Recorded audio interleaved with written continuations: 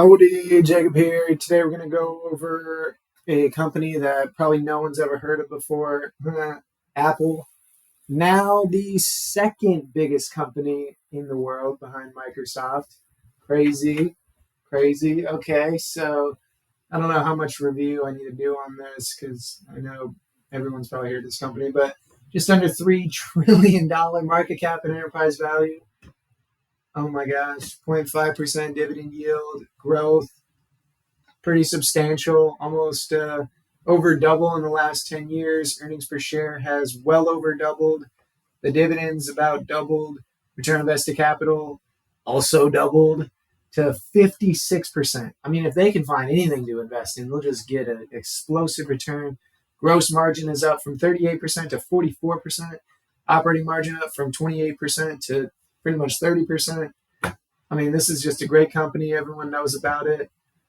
But again, everything is the present value of all earnings and future cash flow. Their balance sheet, $95 billion long-term debt, $15 billion short-term debt, pretty much $60 billion in cash equivalents. So that net debt is about $50 billion, and they make over $100 billion in cash flow a year now. Holy shit. That's crazy. Okay. Hopefully no one heard me say that. Okay, so the use of cash, and now that we're getting into companies like this will be interesting. So their use of cash is really allocated pretty well by Warren Buffett now. So Tim Cook has actually gone to Warren Buffett to ask him how to better allocate capital, since that is one of the most important jobs of a CEO and a board and such. And so you see that they've actually been buying back shares like crazy. I don't know if Warren Buffett's saying buying shares at 190 is a good price or not, but I believe his buying price, at least the last time I checked, was probably around 140. Again, entirely subjective. I just looked at when he bought it. I looked at the high and low, and presumed from there. But I believe he bought it like 140 a year ago or so, and so maybe now he would say that a good buy would be 160 or so, or he might just say it's a fine price right now. I have no idea. I'm not going to speak for him, so apologies for even suggesting that. But use of capital, their dividend is about 15%. They're a little bit of debt pay down recently. Their share repurchases is well over 50%. We're looking at about, at least the last 3 years, we're looking at 70 to 80% of their free cash flow has been going towards paying down their stock, paying down their shares outstanding. Whether that's a good idea or not, different story. But again, I brought up an example about Google and Apple actually, where at least in the past, it was almost a good time to buy the company. I mean, if you look at their stock price, and again, the history doesn't necessarily guarantee, but even if you bought in the peak of 2015 at $33, 9 years later,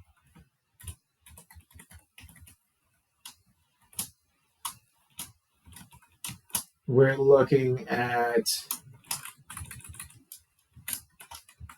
what am I doing here? It's almost like I don't work in Excel every day.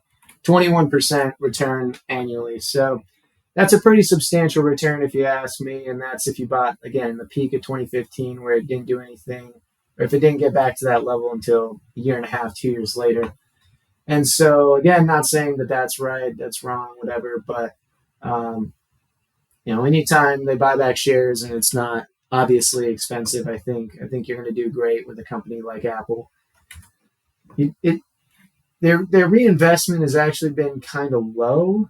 Looks like they sold off investments over here. But again, the company's so big that even if they were to find a great investment, is it really even going to dent the wall? And so the return on invested capital of over 50% is great, but they make $100 billion a year. Like, you can't just be buying companies. Like, SEC is going to come after you and be like, no, we can't regulate that and everything. So, yeah, just interesting story there. But let me get to some assumptions here. I would say that Apple could grow at least with inflation. I think that that'd be a joke if you think that, over the next 7 years, they're not going to at least grow with inflation. And then with reinvestment opportunities, I could see them grow at about 6%. Probably low to a lot of people, but if you watch my other videos, I'm a pretty conservative individual. And so to me, I'm going to be buying at prices that make the most sense to me and make assumptions that are pretty conservative again to me. And as for margins, they have been improving. I think that they'll do a great job of keeping these rates improving, especially looking at their last report. I don't usually go in depth, and this isn't really in depth, but their subscribers or their subscription services has exploded, whereas their hardware is actually pretty flat. And so subscriptions are where the margins are really. So I could see this popping up to 26, 28% share change. Maybe they're buying back 2.5%.